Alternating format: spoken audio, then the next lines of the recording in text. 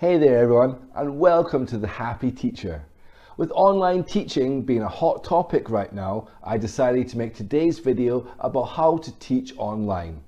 These are hints, tips based on my own experiences, so if you like the video, hit that thumbs up. And as always, happy teaching.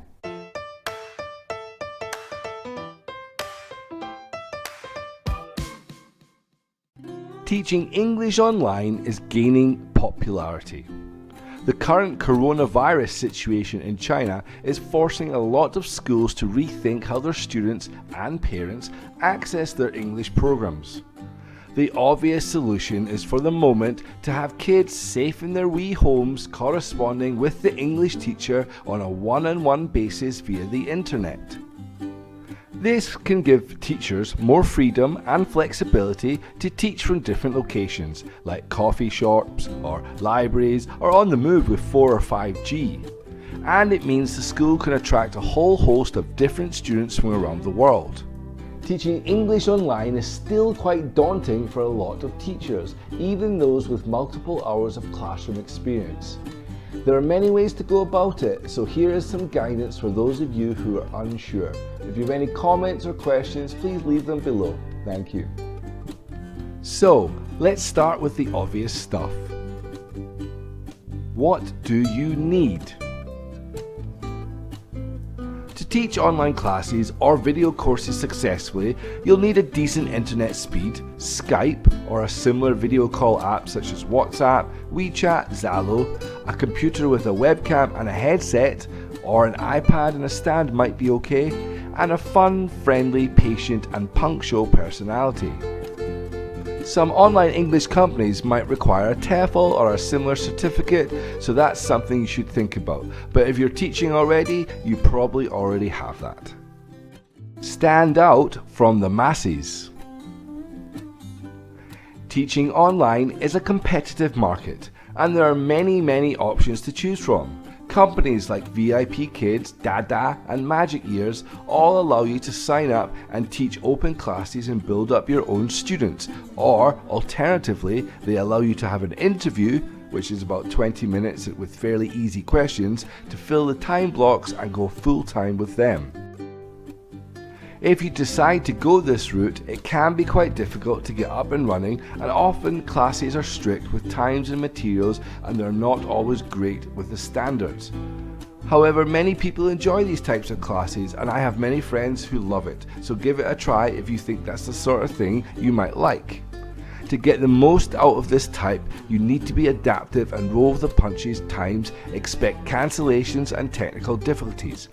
Prepare your classes with extra activities and dead time in mind, just in case there are problems with the technology or the predetermined materials.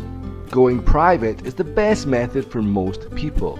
A lot of times through our normal private and public schools, we already have many contacts whether we know it or not.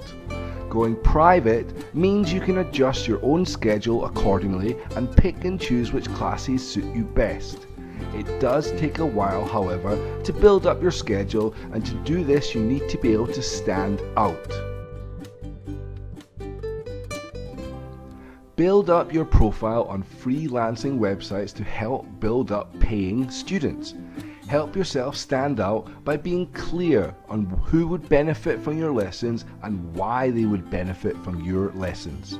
State clearly what you can offer and use the platforms to get in front of as many potential students as you can. Advertise yourself through the schools and your friends and other teachers. Remember to be cheerful, friendly and positive. A good attitude goes a long way in selling yourself.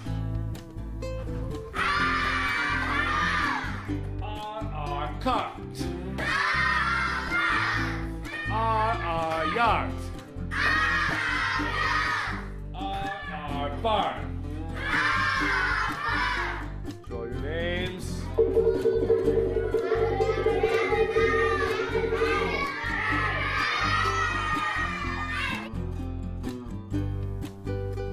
The teaching part. So most of us know the basics and the different ways we can teach online and how to set it up. But A lot of people feel the actual task of teaching via computer screen is quite difficult. There are two ways you can go about this. One, you can do a live lesson with the student, or two, you can pre-record the lesson and send it to the student. Pre-recording obviously gives you much more control and enables you to edit, put music, and generally make it perfect. A live lesson has multiple factors of things that could and often do go wrong. We are going to look at how I structure a live lesson with a student. First, I get the topic and the details of the lesson. In the class we will view, it's a 7-year-old boy who is learning the basic greetings, sentences on plurals, and short vowel sound I.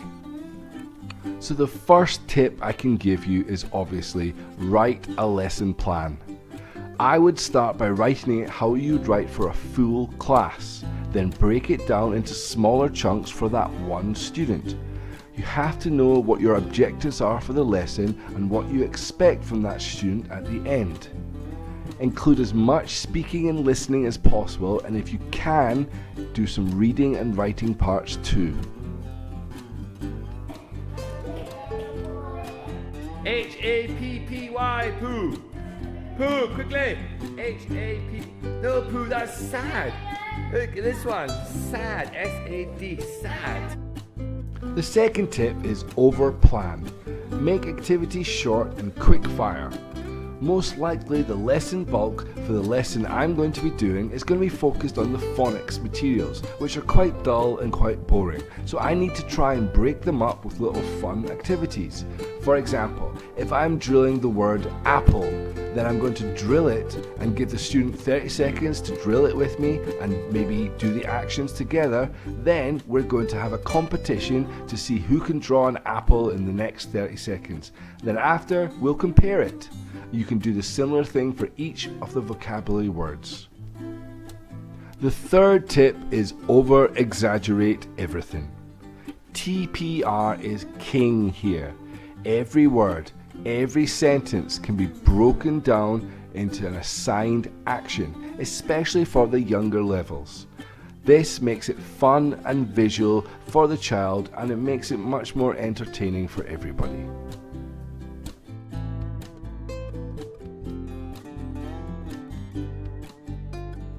Okay, so let's watch my pre-recorded lesson. This lesson is 18 minutes long, and it could have been longer. I had to cut it short. It's for a 7-year-old boy who's learning greetings, very basic greetings, and the phonics. My lesson plan is as follows. Greetings, name, age from like. Warm up for body parts, head, shoulders, knees, toes, eyes, ears, mouth, and nose.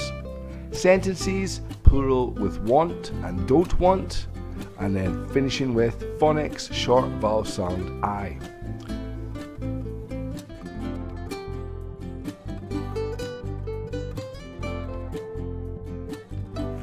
Hello everybody, welcome to the online video course.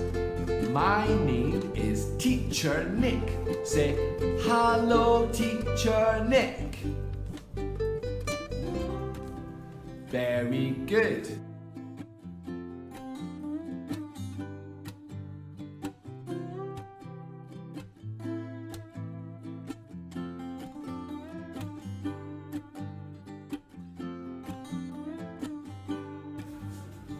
Okay guys, we will do some warm-ups, okay? We're going to do body parts. Ready? Say head, shoulders,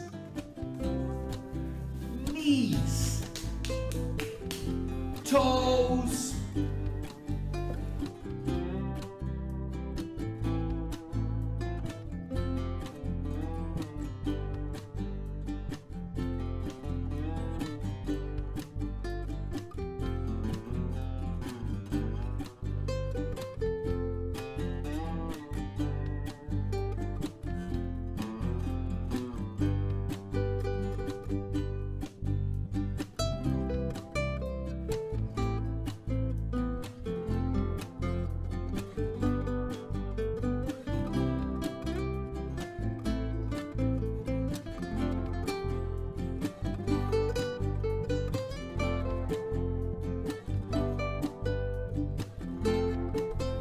Okay guys, I hope this gives you some guidance about how to go about teaching online classes.